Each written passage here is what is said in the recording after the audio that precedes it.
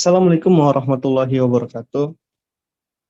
Selamat pagi dan salam sejahtera untuk kita semua. Tabi pun,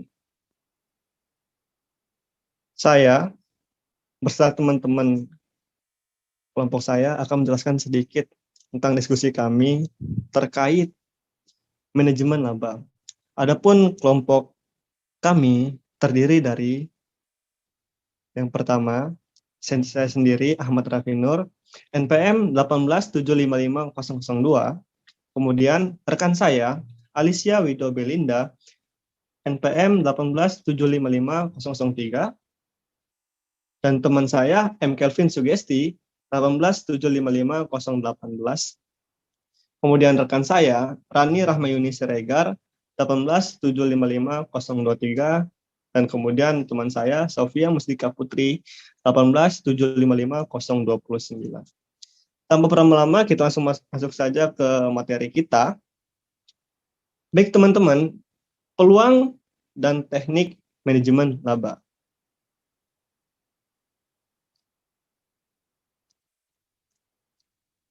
Manajemen laba adalah campur tangan manajemen dalam proses pelaporan keuangan eksternal dengan tujuan untuk menguntungkan dirinya sendiri. Manajemen laba merupakan salah satu faktor yang dapat mengurangi kredibilitas laporan keuangan. Kemudian, kesempatan bagi manajemen untuk mendistorsi laba timbul karena yang pertama, kelemahan yang inheren dalam akuntansi itu sendiri, sebagaimana diungkapkan oleh Worthy 1984.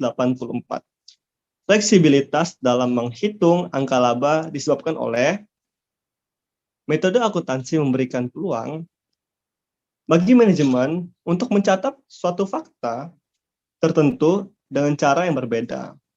Dan metode akuntansi memberikan peluang bagi manajemen untuk melibatkan subjektivitas dalam menyusun estimasi. Kemudian yang kedua, informasi asimetri antara manajer dengan pihak luar. Heli and Palepu 1993,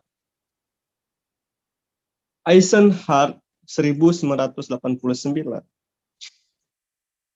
Manajemen relatif memiliki lebih banyak informasi dibandingkan dengan pihak luar, termasuk investor. Mustahil bagi pihak luar untuk dapat mengawasi semua perilaku dan semua keputusan manajer secara detail. Baiklah, sedikit dari saya, kemudian akan dilanjutkan oleh rekan saya, Alicia. Pada Alicia, saya persilakan. Baik, saya akan melanjutkan presentasi untuk materi selanjutnya, yaitu teknik rekayasa laba. Teknik untuk merekayasa laba dapat dikelompokkan menjadi 3 kelompok, yaitu yang pertama adalah memanfaatkan peluang untuk membuat estimasi akuntansi.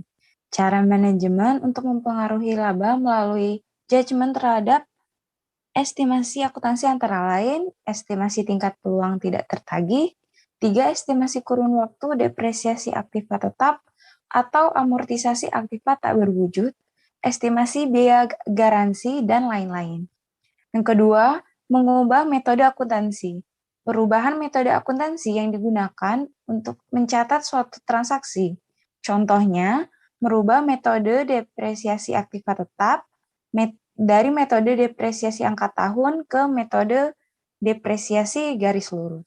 Yang ketiga, menggeser periode biaya atau pendapatan. Beberapa orang menyebut rekayasa jenis ini sebagai manipulasi keputusan operasional.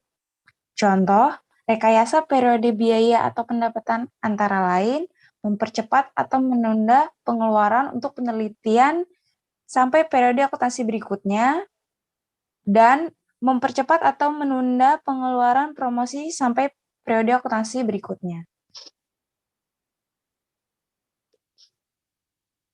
Pemicu manajemen laba. Faktor-faktor pemicu manajemen laba dapat dalam kaitannya dengan pihak-pihak yang berkepentingan tersebut adalah pemakaian informasi akuntansi. Yang pertama, dalam kontrak antara manajer dan pemilik melalui kompensasi. Yang kedua, sebagai sumber informasi bagi investor di pasar modal. Yang ketiga, dalam kontrak utang. Yang keempat, dalam penetapan pajak oleh pemerintah, penentuan proteksi terhadap produk, penentuan denda dalam suatu kasus, dan lain sebagainya. Selanjutnya oleh pesaing, seperti untuk penentuan keputusan ambil, alih, ataupun untuk penetapan strategi persaingan, dan yang terakhir oleh karyawan untuk meminta kenaikan gaji, dan lain sebagainya. Kompensasi manajemen yang dikaitkan dengan laba akuntansi. Penelitian Haley 1985 membuktikan bahwa kompensasi yang didasarkan atas data akuntansi merupakan insentif bagi manajer untuk memilih prosedur dan metode akuntansi yang dapat memaksimumkan besarnya bonus yang akan diperoleh. Bonus plan hipotesis ini melahirkan istilah big bet rekayasa laba untuk memperbesar kerugian dalam suatu periode untuk menjamin terciptanya laba dalam periode berikutnya. Nah, selanjutnya akan dijelaskan oleh M. Calvin Sugesti. Baik, akan saya lanjutkan. Materi selanjutnya adalah pertimbangan pajak.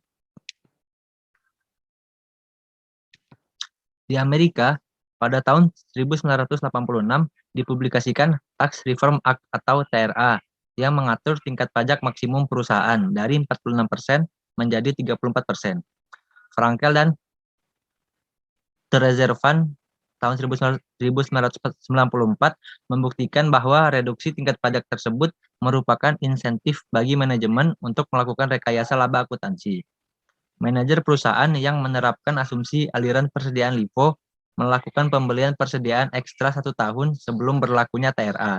Dengan metode LIFO, pembelian pada akhir tahun akan dibebankan sebagai harga pokok penjualan pada tahun berjalan. Selanjutnya, memperoleh atau mempertahankan kendali atas suatu perusahaan. Manajer yang oportunis akan memilih metode akuntansi yang agresif atau yang dapat memperbesar tingkat laba. Jika penilaian keberhasilan seorang manajer dalam memimpin suatu perusahaan didasarkan atas informasi akuntansi sebagai proksi kinerja perusahaan. Christie dan Zimmerman pada tahun 1994 menemukan bahwa perusahaan yang merupakan target dalam suatu takeover cenderung memilih metode depresiasi dan metode pencatatan persediaan yang dapat meningkatkan laba akuntansi. Mereka menyimpulkan bahwa terdapat sikap oportunis manajemen dalam kasus ambil alih perusahaan, sekalipun alasan utama pemilihan metode akuntansi didasarkan atas pertimbangan efisiensi atau pertimbangan memaksimumkan nilai perusahaan. Materi selanjutnya akan dijelaskan oleh kawan saya Rani Rahmayuni Siregar. Baik, selanjutnya adalah pertimbangan perusahaan pesaing. Persaingan dalam suatu industri juga dapat mempengaruhi pilihan metode akuntansi. Sudut pandang bahwa pelaporan kondisi usaha per segmen usaha merupakan informasi yang dapat menguntungkan pesaing akan mempengaruhi kebijakan pengungkapan oleh suatu perusahaan. Misalnya dalam rangka mengurangi daya tarik suatu industri atau mencegah masuknya pendatang baru ke dalam suatu industri. Perusahaan dalam industri yang bersangkutan bisa jadi memilih metode akuntansi untuk mengurangi tingkat laba yang dilaporkan dalam laporan keuangan. Lalu selanjutnya pertimbangan karyawan. Di beberapa negara seperti Jerman, laba perusahaan yang tinggi dapat dijadikan dasar bersatunya karyawan untuk menuntut kenaikan gaji atau upah. Namun para peneliti tidak dapat membuktikan karena kurang mampunya metode pengujian untuk mendeteksi manajemen laba, dan para peneliti menyatakan sulit untuk mendeteksi apakah suatu angka laba merupakan hasil manajemen laba atau tidak. Selanjutnya akan dijelaskan oleh teman saya, Sofia Mustika Putri. Kepada Sofia, saya persilakan. Baik, selanjutnya versi manajemen laba. Yang satu yaitu unspecific accrual, yang kedua specific accrual, ketiga pilihan metode akuntansi, dan keempat penggeseran pengakuan pendapatan dan biaya. 3. Dampak rekayasa laba. Disebabkan sulitnya manajemen laba untuk dideteksi, maka apabila pihak eksternal tidak dapat mengetahui adanya manajemen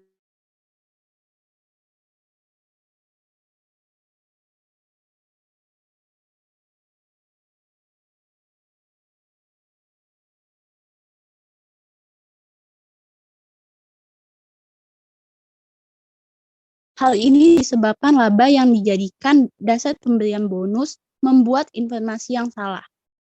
Selanjutnya, rekayasa laba dalam IPO dapat menyebabkan kesalahan menanamkan dana. Manajemen laba dapat mengganggu efisiensi dana pihak-pihak dalam perekonomian. Demikian presentasi kelompok kami. Wassalamualaikum warahmatullahi wabarakatuh.